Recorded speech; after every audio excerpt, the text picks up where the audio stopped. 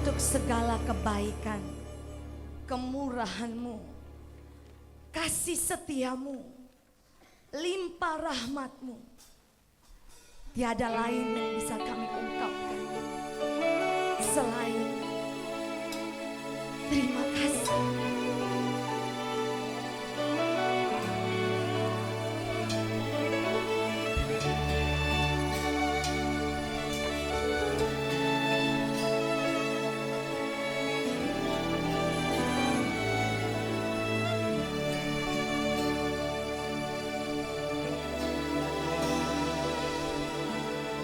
Berterima kasih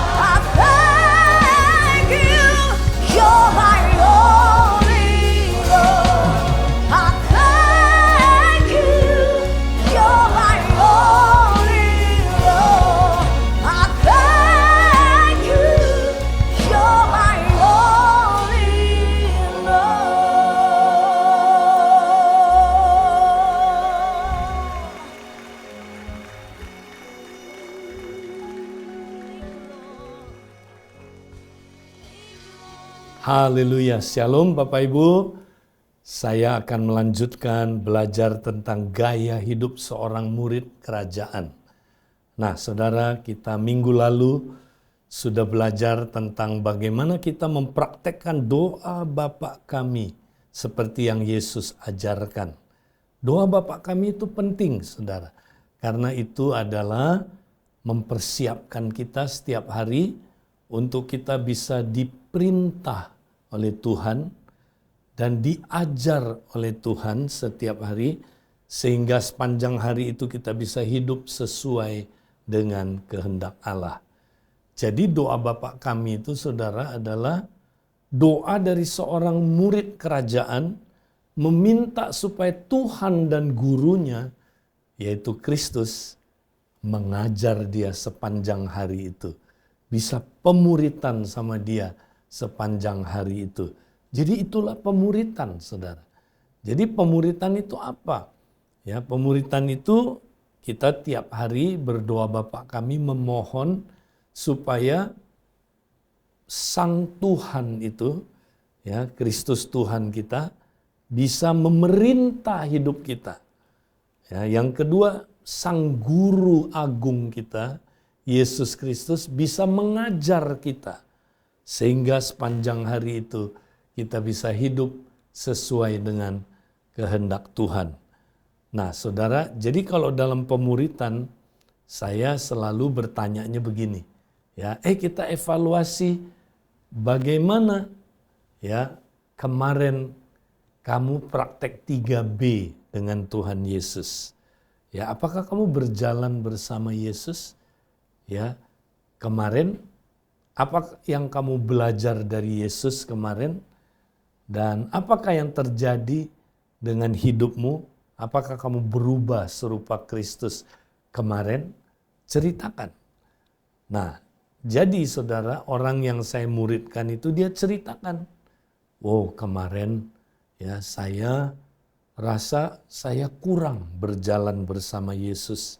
Ya, saya berjalan sama Yesus itu nggak sadar akan kehadirannya. Ya, saya kemarin cuman merasakan 3 kali saya sadar akan hadiratnya. Ya, yang lainnya saya sadar akan masalah saya sadar akan pergumulan saya sadar akan situasi yang saya sedang alami, tapi saya nggak sadar akan hadirat Tuhan, apalagi berdialog dengan dia. Saya nggak. Nah, jadi kalau dia seperti itu, saya tanya, hari ini apa yang kamu mau ya lebih baik? Nah, dia berkata, Kak Edi, saya mau hari ini ya saya lebih lagi berjalan bersama Kristus. Ya, saya mau semakin dekat dengan dia. Saya mau sesering mungkin merasakan hadiratnya. Ya, saya mau dialog dengan dia, ngobrol-ngobrol dengan dia. Saya mau pemuritan tiap hari dengan dia. Ya, nah, kamu belajar apa dari Tuhan Yesus kemarin? Ya benar ya, kemarin aku itu ya waktu ada konflik dengan istri, ya aku responnya nggak benar, Kak. Ya waktu istri saya kritik saya balas kritik. Ya ketika dia ya menuduh saya balas menuduh. Ya respon saya nggak baik, Kak. Ya jadi kenapa kamu bisa kayak begitu? Karena gini, saya nggak pemuritan sama Tuhan Yesus kemarin. Ya, saya nggak sadar dia hadir. Saya nggak dialog sama dia, mana bisa pemuritan, Kak. Nah, jadi kamu mau belajar apa hari ini? Ya, hari ini saya mau berubah. Ya, saya mau connect sama dia terus dalam setiap situasi. Saya mau terus belajar dari dia dalam setiap situasi. Ya, itulah pemuritan, saudara. Kita pikir pemuritan itu di kelas, ya kita belajar program-program tertentu. Nggak salah belajar program-program tertentu, tapi kalau kita nggak pernah sadar akan hadirat Tuhan, connect sama dia, berdialog sama dia, dan belajar dari dia, itu bukan pemuritan. Kita cuma mengikuti program-program tertentu. Ya, nangkep ya saudara. Jadi pemuritan itu tiap hari, saudara 3B dengan Tuhan Yesus. Ya, belajar, berjalan dulu, ya, kemudian belajar dan berubah serupa Kristus. Ya, nah, kami di dalam pemuritan juga saya tanya, kamu ngalamin perubahan apa ya dalam hidup kamu?